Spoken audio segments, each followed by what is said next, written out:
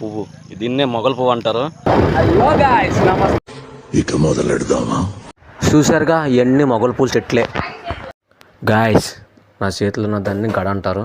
చూడండి ఎంత బారున్నదో, ఎంత పొడవున్నది.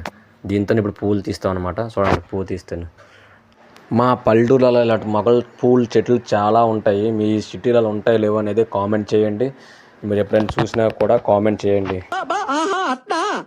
చూడండి ఎంత అందంగా ఉన్నది పువ్వు. దీన్నే మొగల పువ్వు అంటారు. దీంతోనే అత్తరు తయారు చేస్తారు, పౌడరు, చెంట్లు. ఈ నాకు తెలిసిన మట్టుకు ఇవని. ఇంకా మీరు ఏమేమి తయారు చేస్తారనేది మీరు కామెంట్ చేయండి. మళ్ళీ కొత్త కాన్సెప్టా? ఊపిరి పీల్చుకోవడం కూడా టైం ఇవ్వట్లేదు. మందే మందే మందే మందే. ఇగో చూడండి ఇవే మొగల పువ్వులు. చూడండి ఎన్ని వచ్చాయి. ఇవాళ దావత్కి మంచిగా సెట్ అయిపోయినాయి. ఒక పువ్వు ఎంత? 15 రూపాయలు. ఒక పువ్వు 15 రూపాయలు. బా సూపర్. ఏమిరా బాలరాజు, ఏమిరా ఉపయోగం దేశానికి నీ వల్ల? ఏదన్నా పని చేసుకోరా బేవకు.